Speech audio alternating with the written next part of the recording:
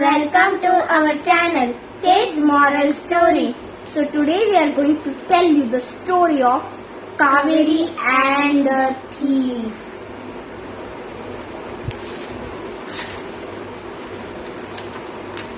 The children had gone with their Ajja to the paddy fields that morning. They were all city kids and did not know a thing about farming. On the way, Anand was surprised to see a bird's nest on the top of the tree. He said to Ajja, "I wonder how birds decide where and how to make their nests." Ajja said, "The straw in the nest is from the paddy field. Do you know farming helps human beings as well as birds?" Krishna replied, "Ajja, I thought wheat and rice can be just plucked from trees like mangoes. But today I realized there is so much work in farming."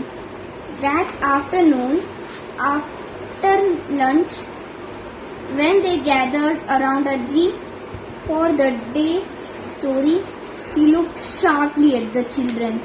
They had enjoyed learning about farming activities like cleaning seeds and separating the straw from paddy field. In the city, everything came from the supermarket, but here they had seen how things were really produced. Ajji said, "Farming is very important. If farmers do not grow any food, what will we eat?" Anand said thoughtfully, "If farmers do such important work, why are they so poor?" "That's true, my dear," Ajji cited, fanning herself. "Of course, there are rich farmers too, people who own lots of land, but many in our country till small pieces of land and so make less money." Then, seeing the kids' crestfallen faces, she put down her fan, sat up and said, "But I can tell you of a poor farmer woman who did not remain very poor, all due to her sharp wit." "Tell, Ajji, do tell," the kids yelled. So Ajji started her story. Kaveri's lazy husband annoyed her no end. There she was working like a donkey in the fields, pulling and watering and tending a hard, dry pieces of land, while her husband snored away happily at home. Once, when a stranger came asking for some food and water, he just pointed towards the kitchen and went back to sleep. The stranger thankfully was an honest man and took only enough for himself and his house. Not that there was so much to steal in Kaveri's little house. They were poor farmers with only a patch of land where nothing seemed to grow. Somewhere Kaveri tilled the land, did some odd jobs in the neighborhood and made the ends meet. The land was right next to a temple. Some days her husband would come along with her on the pretext for helping her, but no sooner would her back be turned that she would find him stretched out near the temple courtyard, gossiping with passing villagers. One day, as she was working in the field, trying to dig up the ground so she could sow some seeds, a thin man with big moustache appeared beside her.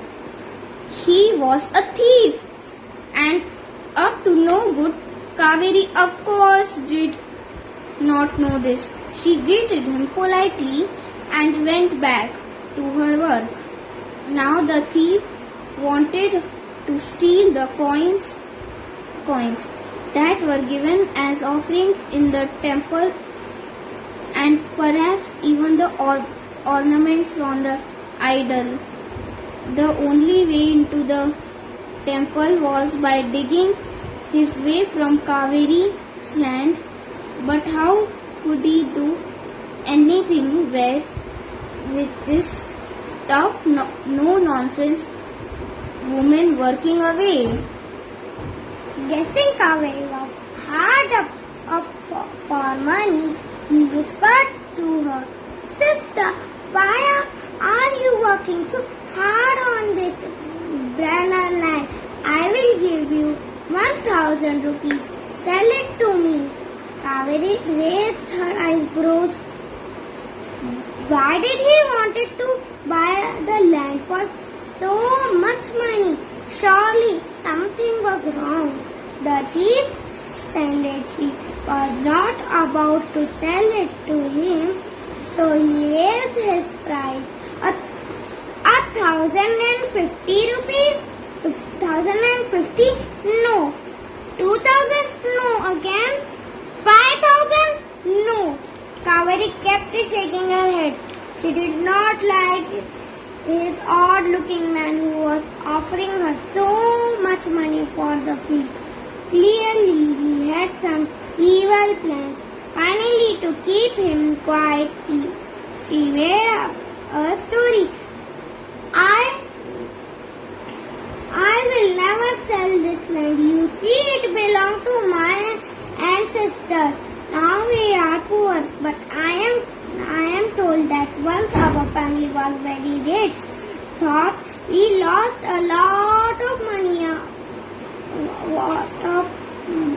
lot of our money. Much of it was also buried here in this field by one ancestor to keep it safe from robbers. The people forgot about it for years and years.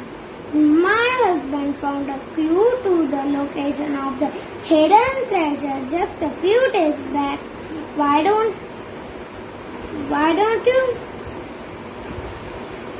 do you think I am taking this hard out? Not to sow seeds. Oh no, that's just what everyone thinks. I am actually looking for hidden treasure. The thief was stunned. He felt this woman was really innocent, giving such important information to a stranger. He thought, why should I not take advantage of this situation?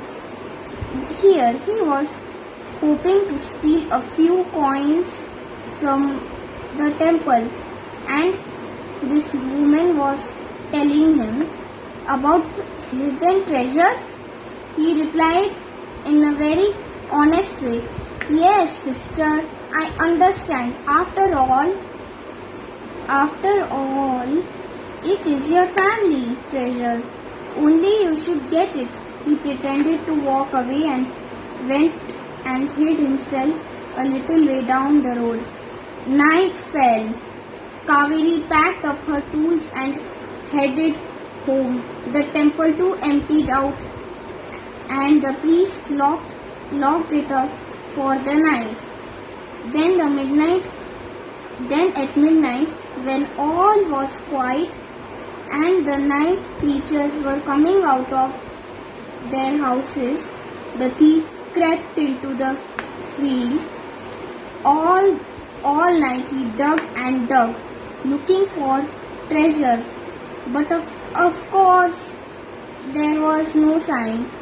If it, as there never had been any treasure to begin with, by the time dawn broke, he realized Kaveri had made a fool of him, and all he could do now was get away from the field fast. When Kaveri reached the field, she grunted to herself. Just as she had expected, the thief had spent the night digging up at the land nicely for her. All she needed to do now was sow the seed. She worked hard in the field for the next few months and managed to grow a good crop. She sold those and finally they had some money. With the part of this money, Kaveri brought some jewelry. Many months later, the thief decided to show his face in the village again. He was careful to disguise himself. He trimmed his long mustache, tied a colorful turban, and pretended to be a traveling salesman. No sooner had he stepped into the village than he saw Kaveri going about her work. But what is this? Instead of the simple unborn lady he saw last year, she was now wearing jewelry which looked as thought it had been in the family for years. Surely she had located the missing treasure finally. He was determined to look in her house and find the rest of her money and treasure. That night, he appeared at Kaveri's house and said to her husband, "I am a traveler and I don't have a place to spend the night. Please give me shelter for the night." Kaveri's husband agreed immediately. Kaveri, however, glimpsed the man from inside the house and saw through his disguise. She knew he must be planning some robbery, so she said in a loud voice, making sure the visitor heard her, "Oh dear, your aunt is all alone at night and has asked us to come and stay with her. You know how dark scares her when your uncle is not there. Come, let us go there for the night." Then lowering her voice a bit yet making sure she was heard clearly, she continued, "Don't worry about jewels. I have hidden them in little holes in the house walls. No one will suspect the hiding spot." Then she came out and in her normal voice told the thief, "Brother, you can sleep in the veranda. The house will be locked. There is some food and water for you. We will come tomorrow morning." The thief smiled to himself at Kaveri's foolishness. Her husband meanwhile stared at her with an open mouth, wondering which aunt and what jewels she was talking about. When she firmly walked off, he followed obediently. The thief could not believe his luck. He had the entire night to comb through the house, tap all the walls and took for the hidden trash of gold ornament. So he started tap, tap, tap. Tick, show. He roared and he tapped, he kicked and he pushed the walls, hopping to spot the jewels. Finally, he tore down all the walls. But of course, there was nothing he could find. Exhausted, he fell asleep and woke only with the crowing of the cock. As the sun rose, quickly he found his little bundle of things and ran off within minutes. Kaveri and her husband returned. Oh, Kaveri, see what the bagman has done to our house. You gave him food and shelter and made me come with you, leaving the man alone in the night. Her husband wailed. But Kaveri was smiling. Then she broke into peals of laughter and said, "Don't worry, I had planted this all along. You see, I have saved money for last crop rubber, the house, and I need to call in some labor to help tear house and it down. But our guest has done it for us. Now we can make a larger house for ourselves, just the way we always wanted." The whole village heard the story and started marveling her intelligence. Many months flew by. The thief was burning to take revenge. How dare that village woman trick him? That too was not once but twice. He realized that she was very clever. One day, he dressed up as a bangle seller and started wandering in the village. Kaveri spotted him and knew who he was at once. She said to her friends who were crowding around the bangle seller, "Oh dear, I would have loved to get some for myself, but ever since that good for nothing thief tried to steal all our money by tearing down our house, I have hidden everything in a little hole in a tree in the woods." Which tree? Her friends asked. "Oh no, I am not saying which tree, but it is at last safe and sound out in the forest." The thief looked at her. Yes, Kaveri was wearing an ordinary sari with no ornaments at all. Her friends turned around in astonishment at the crash with which the bangle seller flung down his collection and made off for the forest. Only Kaveri watched with a grin on her face. Out in the forest, the thief searched high and low for the jewels. He climbed trees, poked around in bushes, got bitten, scratched and growled at, but he would not give up. The jewels were there somewhere, and he had to find them. So that is where we will leave him, prowling around in the forest looking for money and gold. Don't belong to him.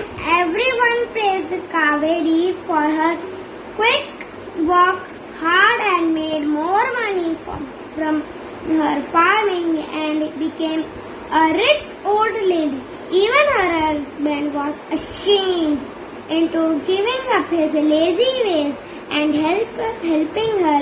As for the thief, who knows, perhaps he is still in that forest looking for what was never his. Now, if only he had learned to work hard like Kaveri, he would have been as rich. The children laughed and laughed when the story was over. The poor thief, Minu and Krishna giggled. Maybe he got eaten by tiger. Ajay grinned. See, she told Anand, sometimes with a bit of luck and lot of luck, people can change by any solution in which they find themselves. So friends, write in comments. Name the girl who had tricked the thief. Write in comments. What is the meaning of wail? The meaning of wail is to make a long, loud, high cry because you are sad or in pain. What is the meaning of sow? The meaning of sow is to plant or spread seeds in or the ground. So friends, subscribe to our channel, Hit the notification bell and press the like button. Bye.